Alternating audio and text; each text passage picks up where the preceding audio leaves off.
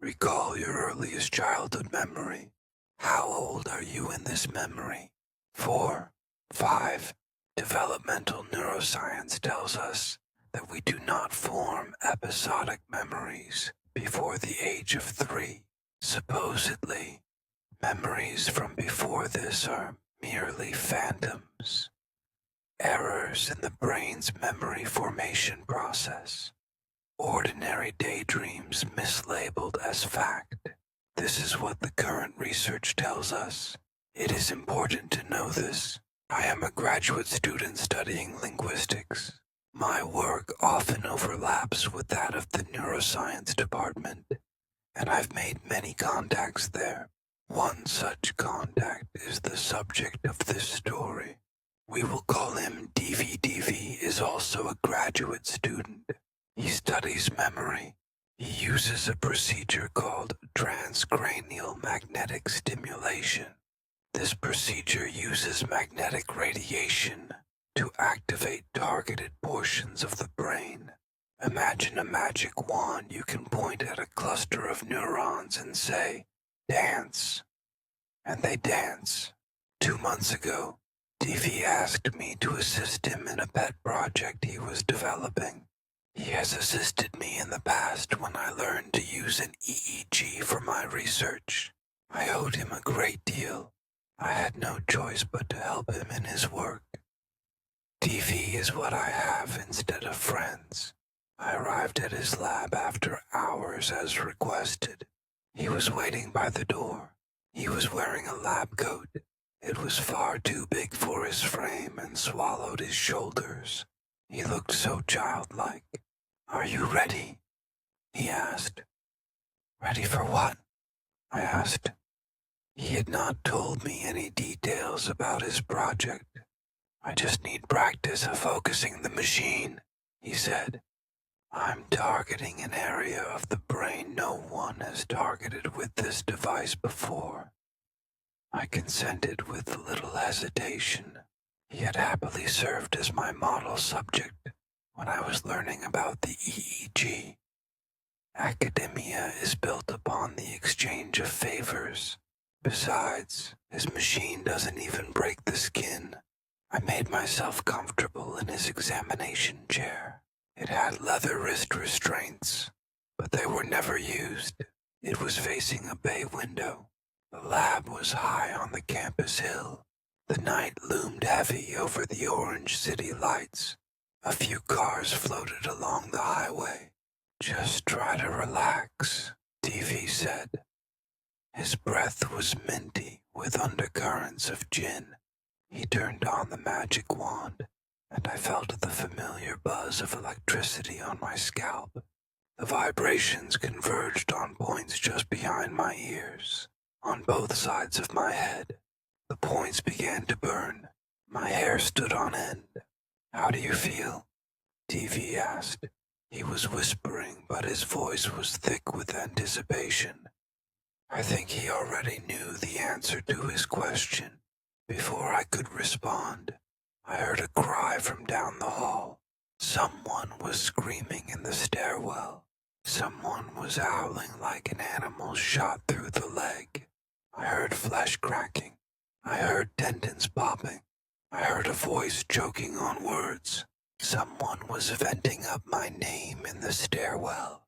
I think I need a break," I said. I tried to turn to look at DV but felt hands holding my head in place. I tried to move my hands but found the wrist straps had been fastened. "How long have I been here?" I asked. No one responded. The moaning down the hall grew closer. Someone was pounding on the doors. They were locked. The door to the lab wasn't. "Please turn it off," I said. The current from the machine felt like lightning searing behind my eyes. The window grew larger. The cars on the road skidded out of control.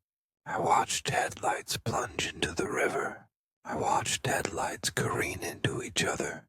The city lights blinked out one by one.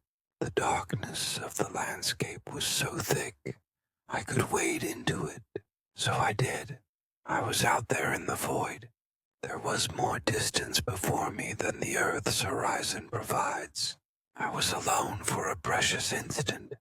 Then the darkness was broken by a man. He was the man from the hall. He was a man without skin, muscles and sinew all twitching, veins and arteries all spurting. I could see his heart shrivel in his chest. When he looked at me, he was all slaughterhouse, no humanity. He was so close, I could smell the rotten meat on his silver bones. Do you remember me? His teeth were gritted out like a racehorse. His frame was blurry, as if dislodged in time. His mouth looked like a slow exposure photo of a burning carcass. Yes, I said, because I did. When I was young, too young to form memories, I had a dream. In this dream, a man walked behind me and told me things about the universe I didn't want to know. He was a man without skin. He was the man standing before me in the void. He followed me through movie theaters, through city parks, through howling tunnels and unkempt forests, and childhood homes, only to find me huddled in the corner of my bedroom closet. He spoke a few words. I don't have words for the things he said. I woke up soon after, drenched in freezing sweat, lips burnt with vomit, my eyes sore from rolling in the sockets. My mind tried to reject the memory. I've searched every language for the words I heard that night, but no tongue of man has ever spoken the things I heard. There in the lab, the man found me again. The machine fractured my defenses and let him in. For the second time, he spoke those words, and for the second time my mind refused to keep them. At some point, what seemed like an eternity later, TV removed the device from my head. As suddenly as waking up from a dream, I came to my senses. How long was I hooked up for? I asked. Less than a minute, TV responded. He had lost his tone of knowing. His voice was quiet and trembling as he spoke. Untie me, I said. I then realized my wrists were not bound. TV was frozen in the corner. I stood up and gathered my belongings. My ears were ringing, each in a different pitch. They were dissonant. They were the last notes of a song I hadn't heard in 20 years. I'm not coming back, I said. Please don't contact me. TV nodded. His skin was as white as his lab coat. I walked 5 miles to my home. I didn't trust myself behind the wheel of a car.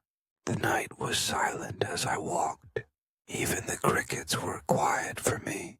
When I got home, I vomited into the bathroom sink. I watched my breakfast, lunch, and dinner circle the sputtering drain. I looked into the mirror. My shirt was drenched in blood, except for a pattern of ribs across the front. The blood was still wet to the touch. My pockets were full of cartilage. My socks were soaked in afterbirth. I threw my clothes in the trash compactor.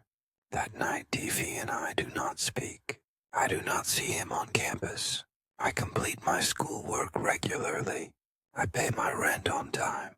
I fall asleep to talk shows on weeknights and to whiskey on weekends. I don't do too much streaming nowadays. I especially don't think about my childhood.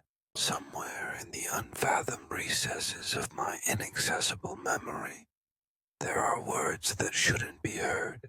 A man without skin chose to tell me those words, and I chose twice now not to remember them. At the beginning of the story, I asked you to recall your first memory. I hope it was from when you were 4 or 5. I hope it was simply a memory of your first injury or something similar.